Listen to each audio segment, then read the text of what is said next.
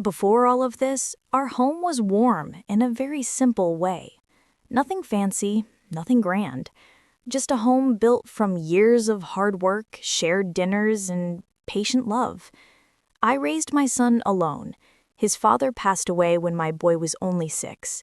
People used to tell me that raising a child alone is like walking across a long bridge with no railing.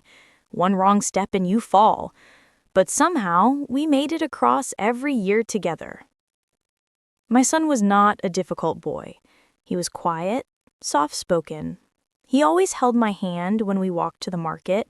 He always checked if I had eaten. When he became a teenager, he would come home late from school but still peek into my room and say, "Mom, I'm home." It wasn't a big home, but it was a home filled with small things that meant so much. The 2 cups on the kitchen shelf, one big for him, one small for me. The old calendar we forgot to change for months because it held a picture he liked. The wooden dining table with one uneven leg, the one he tried to fix as a child. The yellow curtains he hated but never complained about because he knew I loved them. Everything held a memory. When he got older, he grew into a quiet young man. He worked hard. He made me proud in every way a mother could hope for. And when he met the woman he would marry, I was happy for him. Truly happy. I remember the first time he brought her home. She stood by the door, polite, graceful, careful with her words. My son's eyes softened in a way I had never seen before. It was the look of a man who had finally found someone to lean on. I welcomed her. I opened my home, my kitchen, my stories, my trust. I wanted her to feel safe here. I wanted her to know that she wasn't marrying only my son. She was entering a family, even if it was a small one. The wedding was simple, beautiful. I wore a dress I had kept for years, waiting for a moment like that. I watched my son hold her hand and I whispered a silent prayer. Please let them be happy. Please let him be loved. After the wedding, they moved in with me for a while. It was not my idea, it was his. "Mom, it's only for a year. We will save money and move after that." I smiled and said, "Take your time. This house is always open." In those early months, everything felt calm. My daughter-in-law was gentle. She cooked sometimes. She helped clean. She asked me questions about my son's childhood, and I loved telling her those stories. Those were good days. Quiet, ordinary, precious. But slowly, little changes began to show. Not big ones, just small things. Tiny shadows that passed so quietly, I almost convinced myself they weren't real. At first, she rearranged the kitchen. "It feels more comfortable this way," she said. I didn't mind. Then she asked my son to lock their room door at night. "For privacy," she said. I understood. Then she began planning things that didn't include me. Trips, dinners, visits. I told myself it was normal. But then, she began talking to my son in soft whispers when I entered the room. The kind of whispers that make a person feel like a guest in their own home. And after a while, I noticed something painful. My son listened to her more than he listened to me. Even when I wasn't asking for anything. Even when it was just something simple, like moving a piece of furniture, or helping with groceries, or sitting down for dinner. I felt the distance growing, quietly, like mist gathering on a window. Sometimes I would walk into the living room and find them laughing together, their heads close, sharing something private, and I would stand there unsure whether to join or step back. They never told me to leave the room. They never said I wasn't welcome. But, there are moments when silence speaks louder than words. moments when a mother can feel she is slowly becoming invisible. One night, my son and his wife had a small argument. I was in my room, but the walls were thin. My name was mentioned once, twice, maybe more. "I just want some space," she whispered. "She's always around." My heart trembled. Maybe I shouldn't have listened. But how do you stop your heart from hearing what it fears? When I walked into the kitchen the next morning, she avoided my eyes. My son did too. That was when I began to understand that something was changing between us. Not out of anger, not out of cruelty, but out of quiet, natural drift. Children grow. They form new families. They find new priorities. I told myself that. I repeated it again and again. But even then, I didn't know how deeply that distance would grow.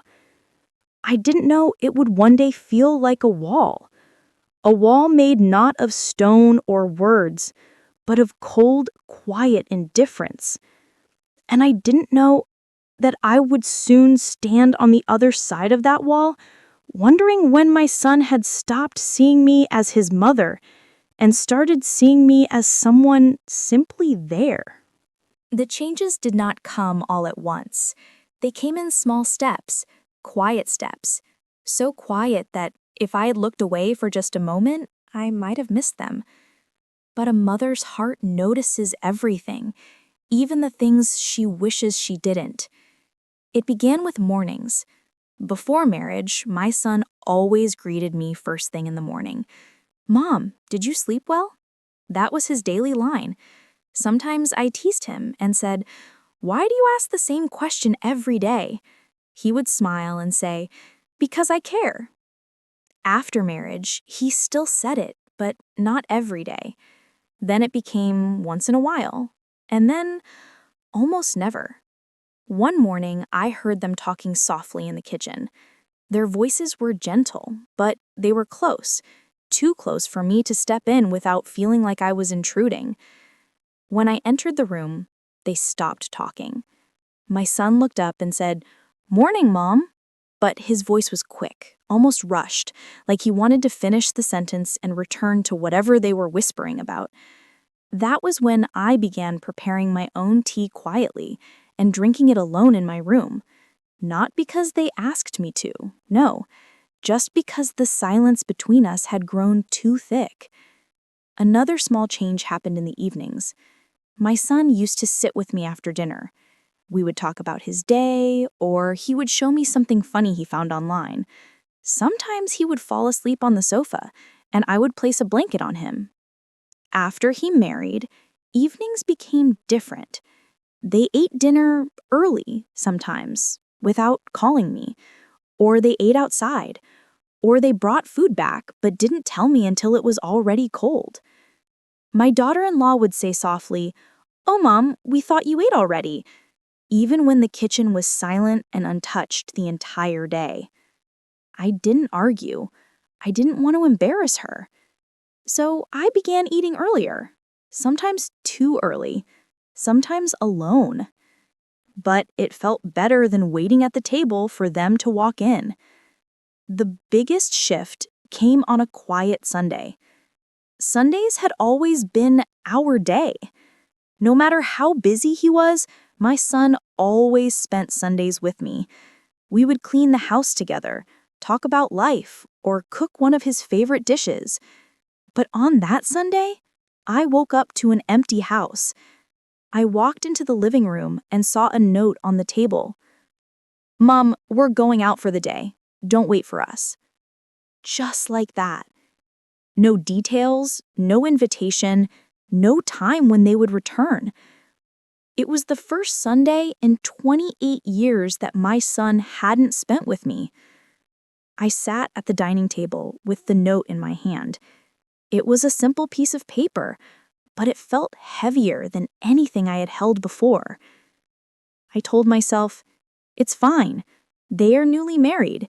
They need time alone. But my heart felt something else. It felt like the first thread of us, mother and son, had quietly snapped. A few weeks later, something else happened. My daughter-in-law started managing the household finances. She was careful, organized, good with money. There was nothing wrong with that. But then she began buying things only for them. New curtains for their room, new dishes for their meals, new groceries they kept separately from the rest of the kitchen. One night, I opened the fridge and saw 2 sets of everything. 2 milk cartons, 2 cartons of eggs, 2 boxes of fruit, one labeled ours, the other unmarked. I closed the fridge slowly. It wasn't about the food. It was about the feeling of division, a line drawn inside my own home. I tried to tell myself not to overthink it. Maybe she had her reasons. Maybe she didn't mean anything by it. But every time I reached for something and saw the word ours, it reminded me that I was no longer included. The real tension started one afternoon when they returned from a long outing. They were laughing as they walked in. My son's hand was on her shoulder. They looked so happy together that it softened something inside me. I said, "Welcome home," with a genuine smile. But my daughter-in-law stopped at the doorway and looked around the living room. "Did you move the vase?" I blinked. "The vase? No, dear, it has been on that table since last week." She frowned. "It wasn't where I left it." My son looked at her, then at me. "Maybe Mom cleaned and moved it." My heart tightened. "I didn't touch it," I said gently. But she kept staring at me, her eyes steady, searching. That silence, the kind that feels like doubt, hurt more than any argument could have. After a moment, she sighed and walked away. My son followed her without another word. I stood there for a long time, long after their footsteps faded. It was the first time I felt mistrusted in my own home. Another incident happened 2 days later. I cooked dinner, a dish my son had always loved. I took my time preparing it, hoping he would enjoy it. When they came home, my daughter-in-law looked at the food and said, "Oh, we already ate." My smile froze, just for a second, just long enough for my heart to feel the sting. "Oh, that's okay," I said softly. But then my son added, "Mom, you didn't need to cook. You know we're busy." Busy. That word cut deeper than anything else.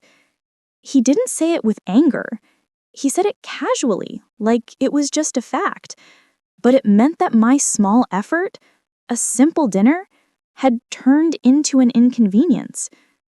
They went to their room, and I could hear soft laughter as the door closed behind them. And I sat alone at the dining table with untouched plates of food in front of me. I told myself not to cry. I told myself to stay strong. But tears have a way of finding their own path, even when you try to hold them back. Over time, the house felt smaller, not physically, emotionally. I began moving more quietly. I kept to my room more often. I avoided the living room when they were home, just so I wouldn't feel like a shadow passing behind them. Sometimes I heard them talking softly in their room. "She's always around," she whispered. "I want our own space. I feel like we can't live freely." I never wanted to make anyone uncomfortable. That was never my intention. But those whispers stayed with me, each one settling heavier than the last. The day everything changed more sharply was the day I suggested something simple. It was a Sunday morning. I had cooked breakfast, nothing fancy, just warm bread and eggs.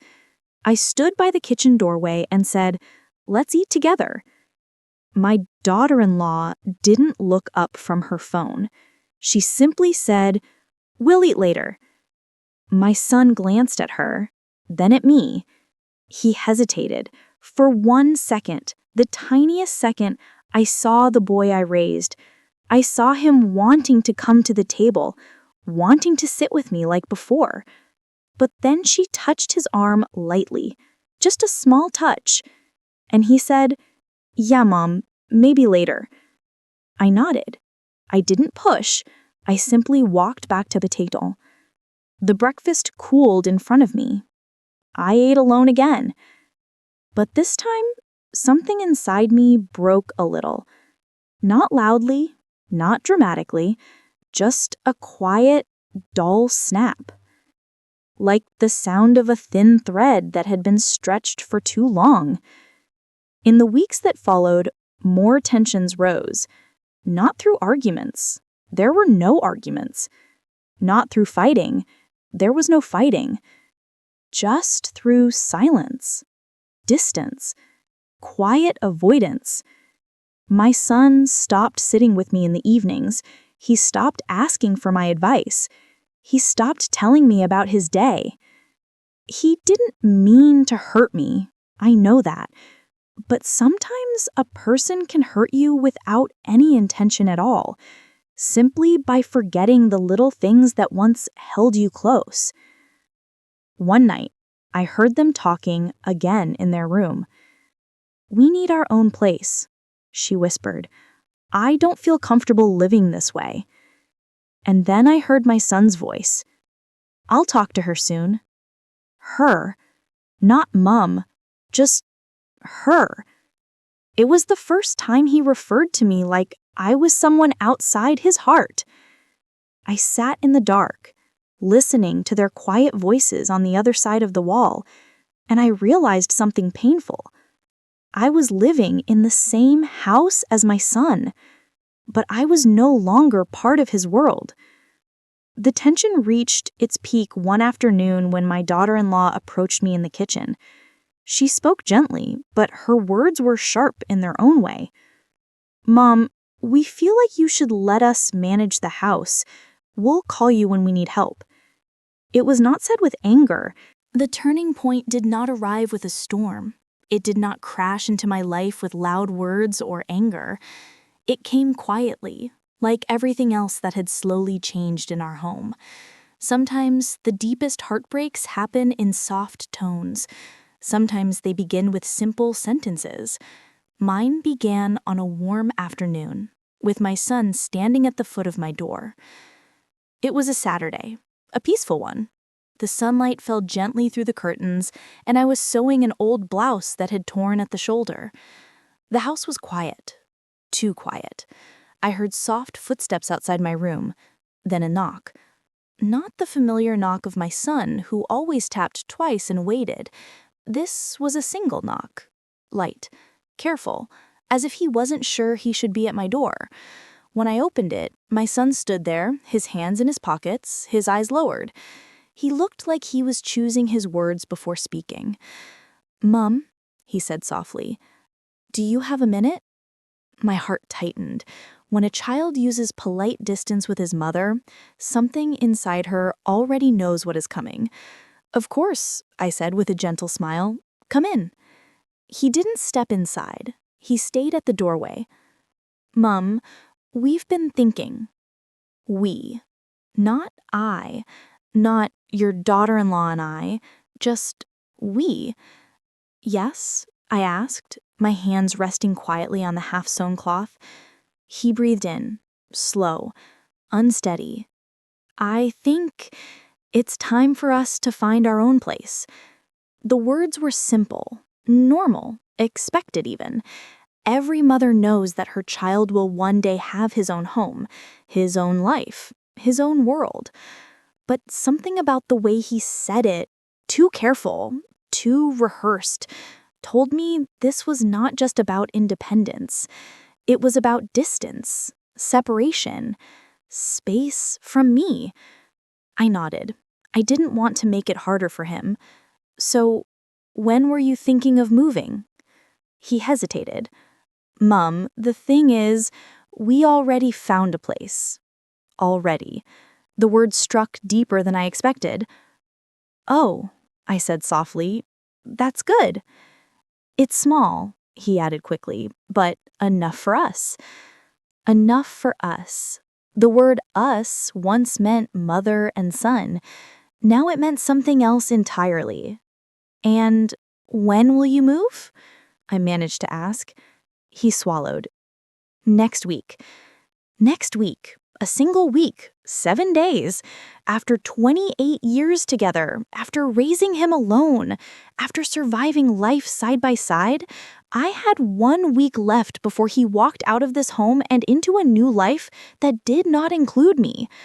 I nodded again. Not because I was okay, but because mothers learn to hide their pain even when it becomes too heavy for their hearts. I'm happy for you, I said softly. He looked relieved, painfully relieved, as if he had feared I might cry or argue. Mom, we just need privacy and space, you know? I forced a smile. I understand. But deep inside, something trembled. Quiet, shaky, tired. He stepped back slightly, as if the conversation was reaching its end. But before he left, he said one more thing, a sentence so small, yet it would stay with me forever. Mom, she thinks it will be easier for everyone if we live separately. She thinks. Not he thinks, not we feel, just she. That was the moment something quietly cracked inside me. Not because they wanted to move, that was natural, expected, but because the decision had already been made, without me, without even a conversation, as if I was not part of this family's choices anymore. He looked at me, waiting for a reaction. I simply nodded again. All right, I whispered. He walked away, relief on his face, unaware of the tiny fracture deep inside my chest. The next day, the house felt different. Maybe nothing had changed physically. The walls were the same, the furniture untouched, but the air felt heavier, like something was slipping away quietly. While they packed their things, I stayed in the kitchen. At one point, my daughter-in-law walked in. She hesitated when she saw me standing near the stove. "Oh, Mum," she said softly, "we're packing today." I smiled gently. "Yes, I know." She adjusted her hair and looked at the bags lined against the wall. Then she added, almost in a whisper, "I hope you're okay with this." I nodded. "I want both of you to be happy." She gave a small smile, a polite one, not warm, not affectionate, just polite. Then she said, "It's better this way. For all of us." For all of us. But her eyes told a different story. This wasn't about space. It was about comfort. Her sense of ownership, her wish to build a home where I didn't have a role. I did not argue. Arguing would only make my son's life harder. So I simply said I understand and turned back to stirring the pot on the stove, even though it had been simmering for far too long. Later that evening, the real turning point came, not through conversation, but through a moment so small and yet so powerful. I went into their room to place fresh towels on the bed, a simple habit I had kept since my son was a teenager. When I stepped inside, I saw 2 suitcases open, clothes neatly folded, shoes arranged, boxes stacked. But what caught my eye was a medium-sized cardboard box labeled "Not Needed Here." Curious, I walked closer. Inside were things that once belonged to both of us. The old calendar he loved, the yellow curtains he teased me about, the blanket I crocheted for him when he was 12, the photographs we took together, tucked in the corner, half bent. Things from this home, things from our memories, things from our life. I touched the crocheted blanket, feeling the rough wool under my fingertips. I remembered the nights I stayed up making it, counting every stitch carefully, hoping it would keep him warm during cold school mornings. And now it sat in a box labeled "Not Needed Here." Something in me softened, then wilted, like a flower that had been kept alive for too long without sunlight. At that moment, my daughter-in-law entered the room. She froze for a brief second when she saw me holding the blanket. "Oh, Mom," she said quickly, We're packing things. I nodded slowly. This blanket, it kept him warm when he was young. She smiled slightly.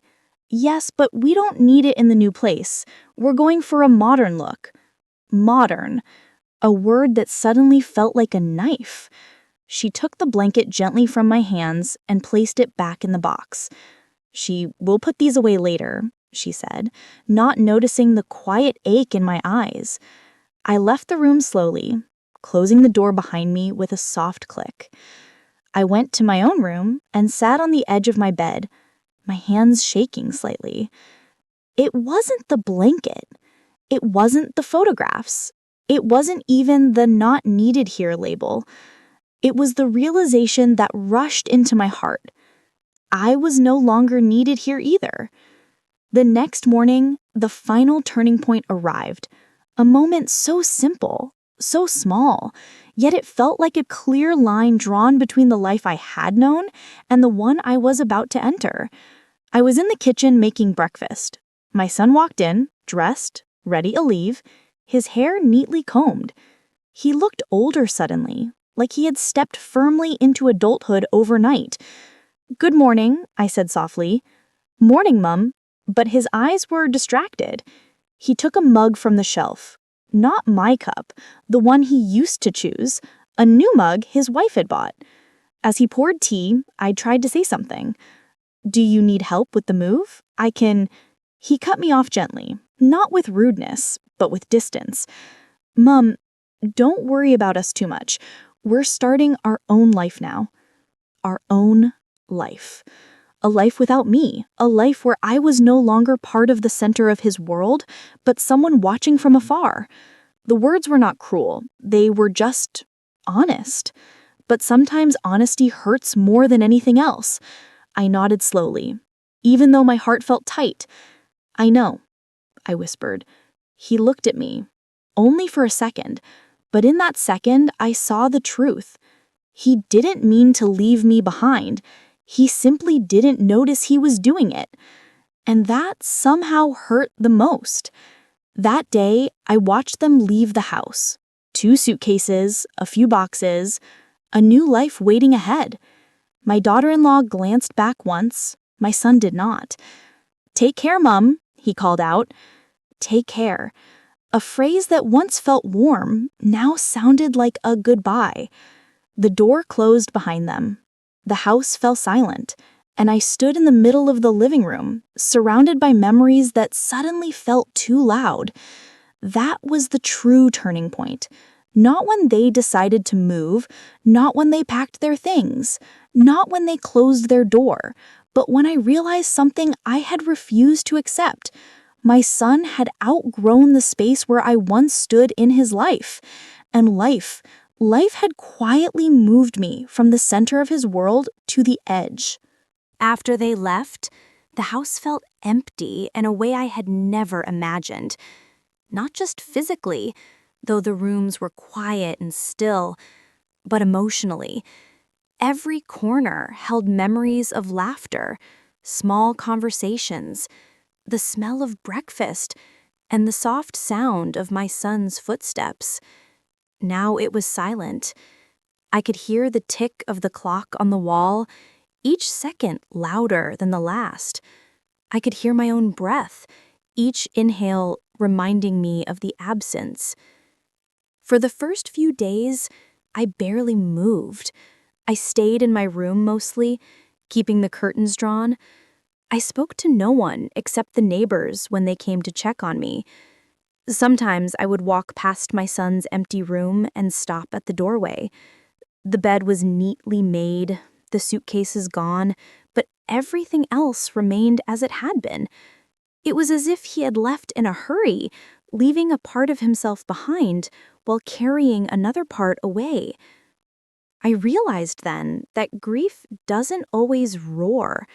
Sometimes it whispers quietly, threading itself into the moments of daily life. The grief of losing someone to life's changes is subtle, slow, and persistent.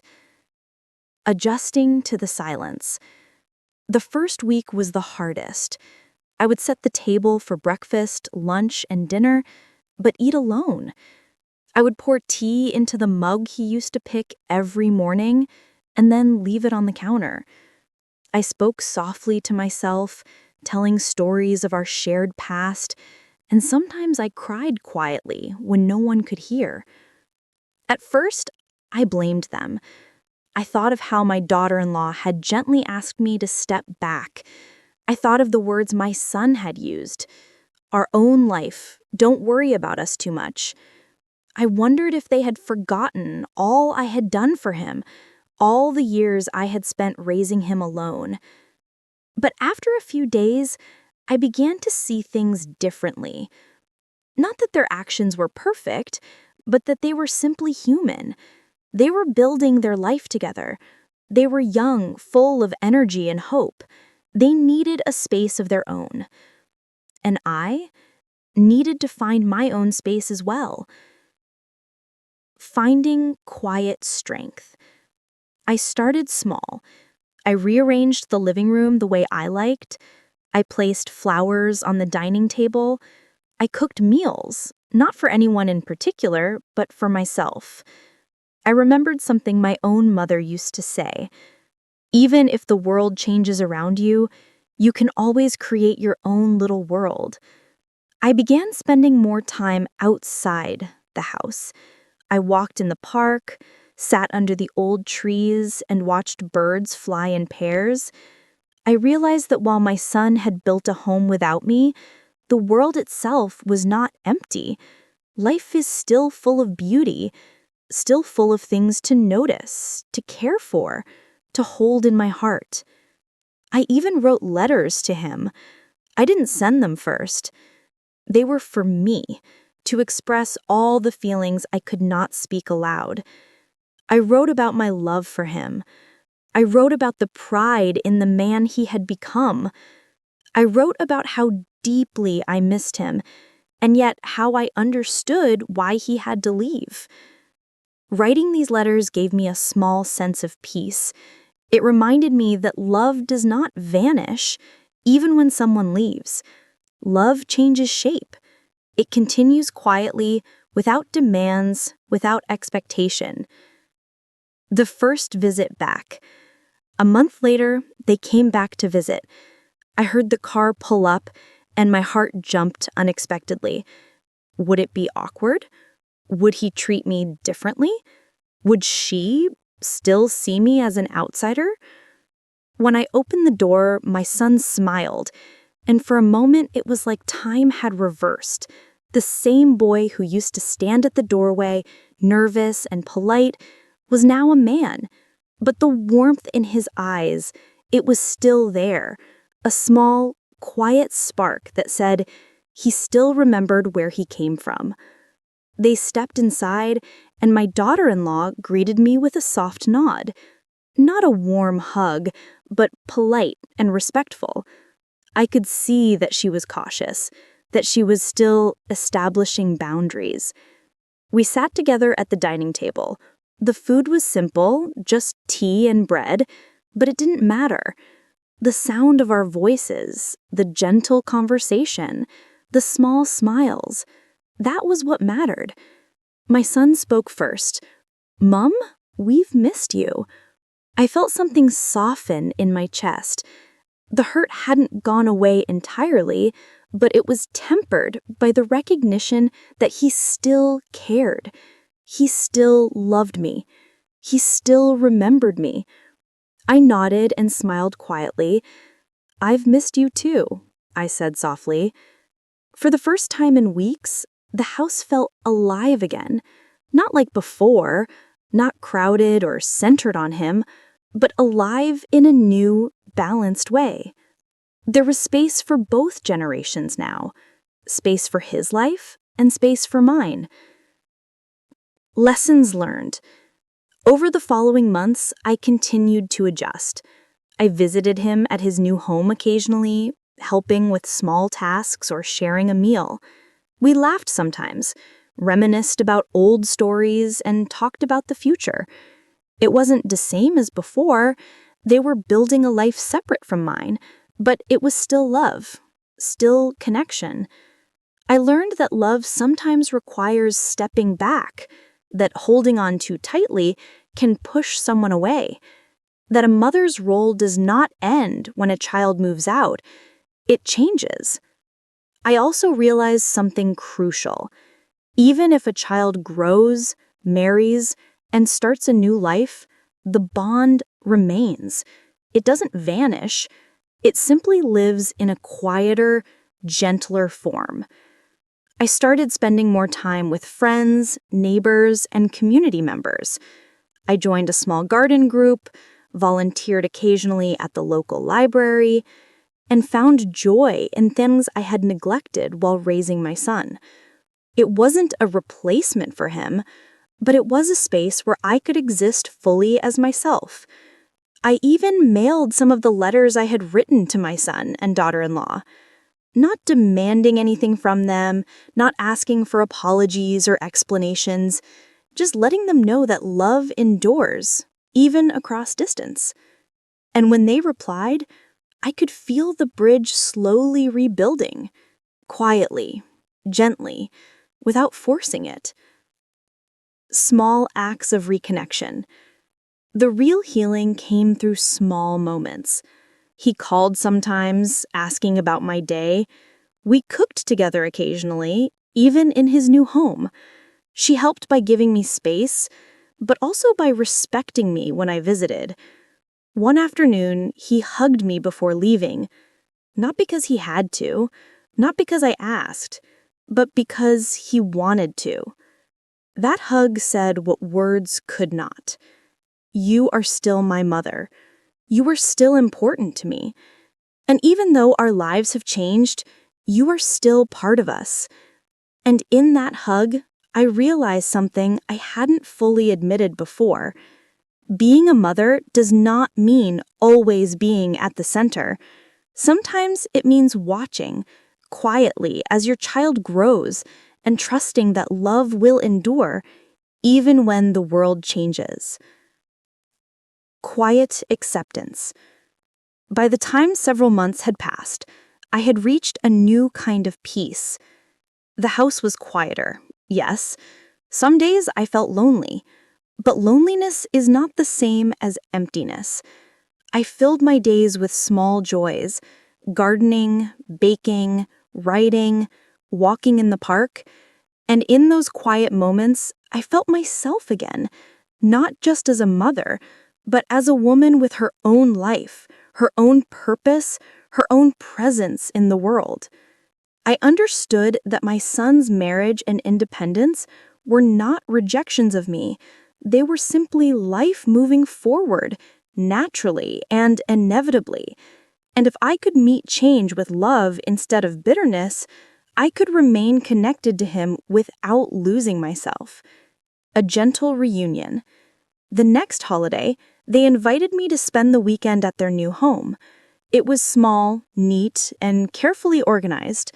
I felt a little nervous walking in, unsure of how I would be received. But they welcomed me with warmth, gentle, quiet, and genuine. No tension, no awkwardness, just family, finding a new rhythm. We cooked together, shared meals, and even laughed at silly little things he used to do as a child. The distance that once felt impossible had softened, not erased, but softened. I realized that love adapts. It shifts shape, but does not vanish. It allows us to grow while still holding on to what matters most. Time has a quiet way of healing the heart. It doesn't erase the past, and it doesn't remove the pain, but it softens the edges. It allows memories to exist without weighing down the soul, and it teaches us to find peace even when life changes in ways we cannot control. Looking back, I realized that the hardest part was not my son leaving. It was feeling invisible in my own home.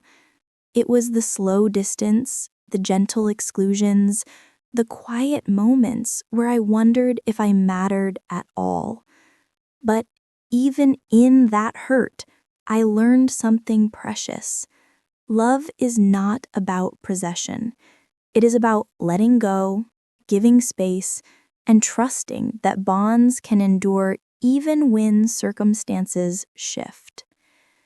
I remember sitting in my living room one evening, long after they had moved out.